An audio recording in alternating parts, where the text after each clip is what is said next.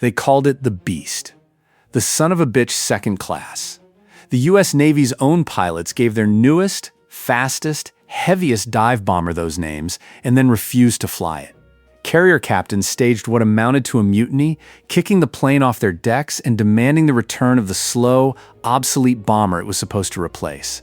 That's the Curtiss SB-2C Helldiver. Other dive bombers were held together with medical tape. Some had tails that ripped off mid-dive. One speed demon was so fast it became a death trap for its own crew. World War II dive bombers posed a danger to everyone who touched them. Some were engineering masterpieces that redefined naval warfare. Others were flying coffins that killed more of their own pilots than enemy fire ever did. This is every major dive bomber of the war, ranked from the disasters that should never have left the ground to the celebrated planes that changed history.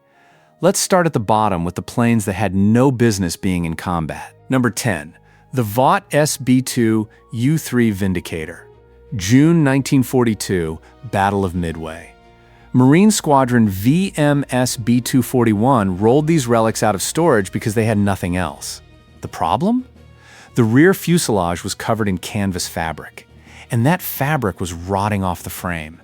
Mid-flight, mechanics at the Midway base didn't have replacement skins. They didn't have proper repair materials. What they had was 4-inch wide surgical tape from the base infirmary. So that's what they used.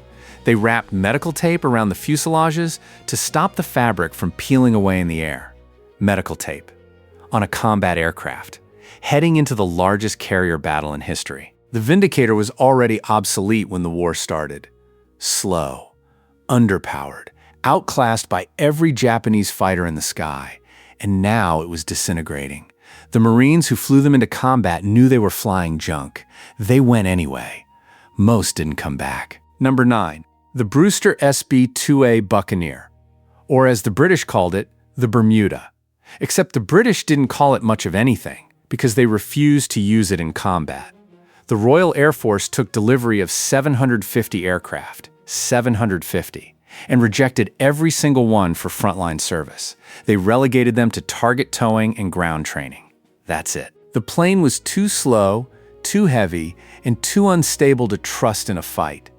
The US didn't use it in combat either. It spent the war being shot at by students learning gunnery. A purpose-built dive bomber that never dropped a bomb in anger. That's not a combat aircraft. That's an expensive clay pigeon. Number 8. The Vultee A-31 Vengeance. This one actually saw combat, mostly in Burma starting in May 1943. And it had one genuinely clever feature. The wing was designed with a 0-degree angle of incidence. 0. No lift generated during a vertical dive. The idea was brilliant. Eliminate wing lift entirely so the bomb trajectory matched the nose of the plane perfectly. No deviation, no drift, just pure vertical accuracy. But clever engineering doesn't make up for being a sitting duck. The Vengeance was painfully slow and had almost no defensive armament. It could hit a target, sure, but it couldn't survive long enough to do it twice. The British and Australians used it in Burma because they didn't have better options in that theater. The moment they got access to faster, tougher planes, the Vengeance disappeared. It solved one problem and created 5 others. Number 7. The Heinkel He 118.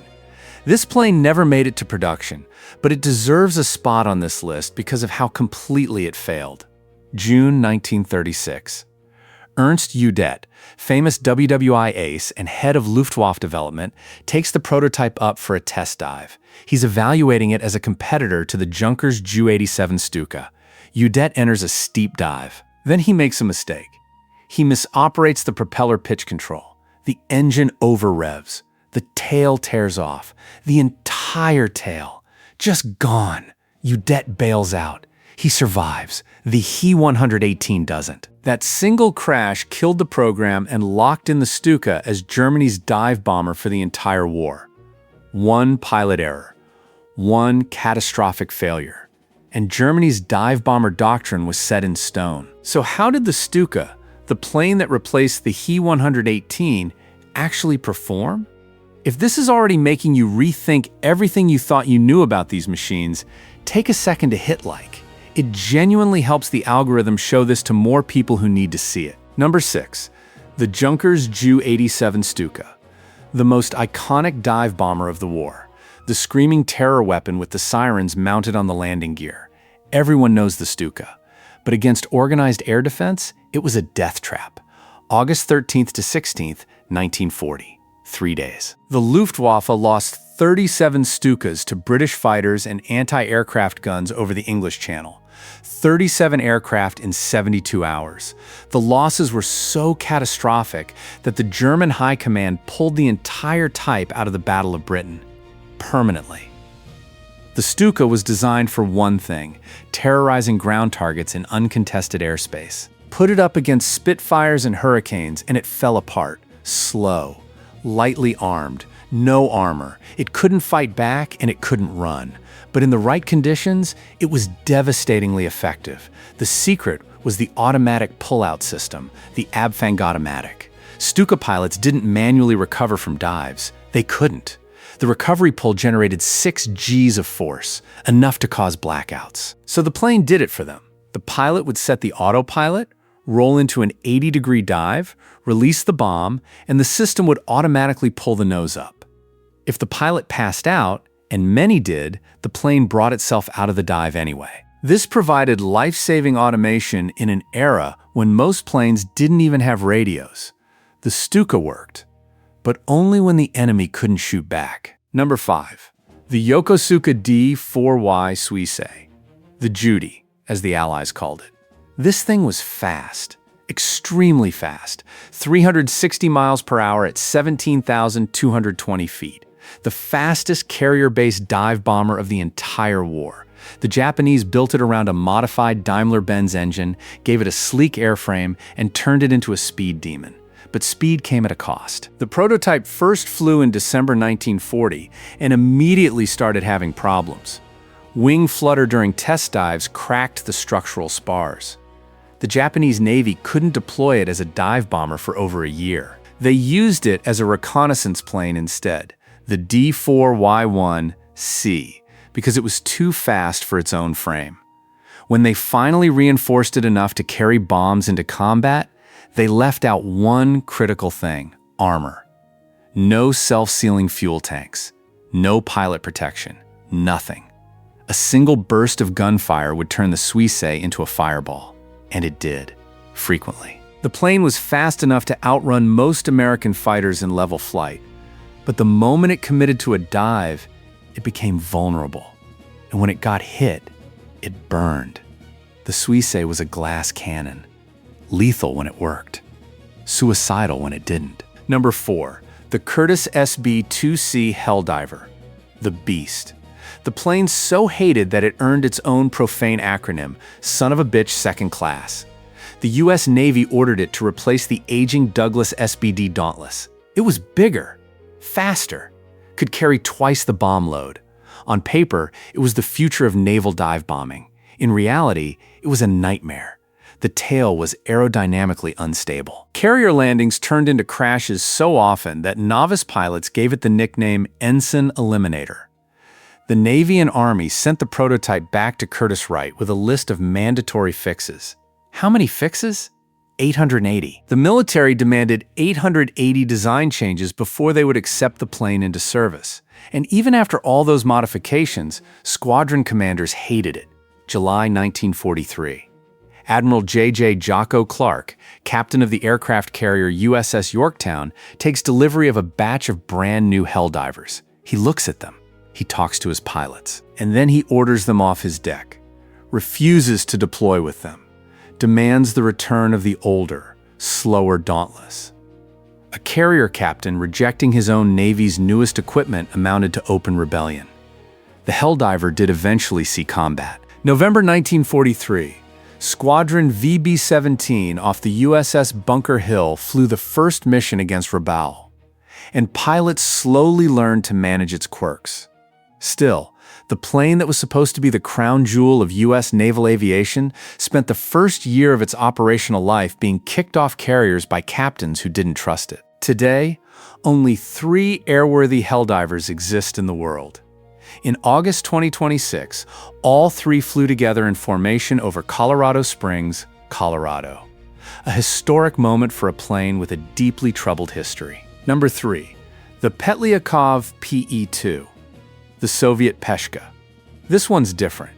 Instead of a single-engine naval dive bomber, it was a twin-engine, multi-role light bomber that could dive bomb, level bomb, and even dogfight in a pinch.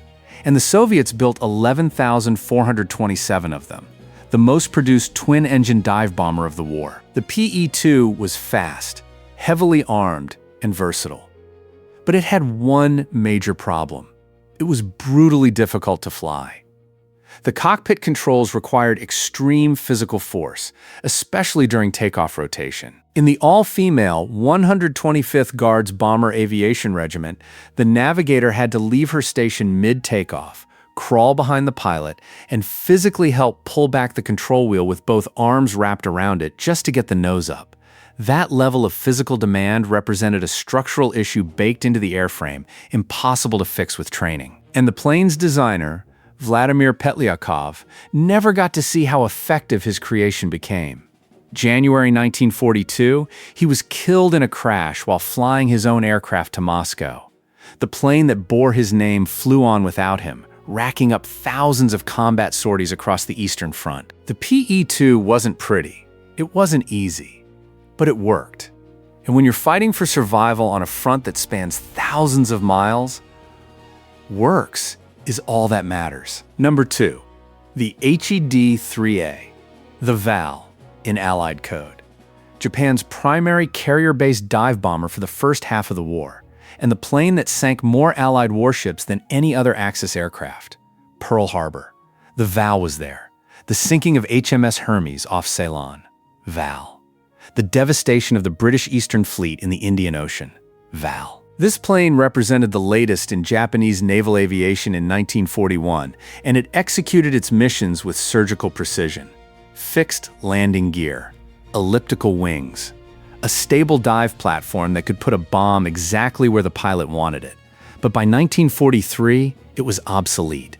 American fighters tore them apart. The VAL had no speed, no armor, and no way to defend itself once the U.S. regained air superiority. Japan tried to replace it with the faster Yokosuka D4Y Suisei, but production delays and material shortages meant the VAL stayed in service long past its expiration date. By the end of the war, VALs were being used in kamikaze attacks, not because they were effective, but because Japan had nothing left. The VAL defined the early war in the Pacific, and then it became a relic, which brings us to number 1. The Douglas SBD Dauntless, the plane everyone wanted to replace. The plane that carrier captains demanded back when the replacement showed up. The plane that turned the tide of the entire Pacific War in a single day. June 4th, 1942, Battle of Midway. American dive bomber squadrons, flying Dauntlesses, caught 3 Japanese aircraft carriers with their decks full of armed and fueled planes. In 6 minutes, the SBD sank the Akagi, Kaga, and Soryu. 3 fleet carriers. Gone. The 4th, Hiryu, went down later that day. The Japanese Navy never recovered. This war-changing moment was delivered by a plane the Navy was already trying to phase out. The Dauntless wasn't fast. It wasn't heavily armed. It didn't have the bomb capacity of the Helldiver or the speed of the Suisei. What it had was reliability. Stable dive characteristics, rugged construction, and pilots who trusted it. When Admiral Clark refused to take Helldivers into combat, he demanded Dauntlesses. When Marine squadrons got stuck with obsolete Vindicators held together with tape, they wished they had Dauntlesses. The SBD stayed in frontline service longer than any other American dive bomber. It sank more enemy ships than any other Allied aircraft. And when the war ended, it had earned a reputation that no replacement ever matched. The plane that worked when it mattered most. Dive bombers shaped the outcome of naval battles, redefined carrier warfare, and proved that precision strikes could change the course of history. Some of them were engineering disasters that killed their own crews. Some were speed demons that couldn't survive contact with the enemy. And one, just one, was reliable enough, tough enough, and trusted enough to become an icon. If any of this stuck with you, hit like and subscribe. There's a lot more history that doesn't get told the way it should.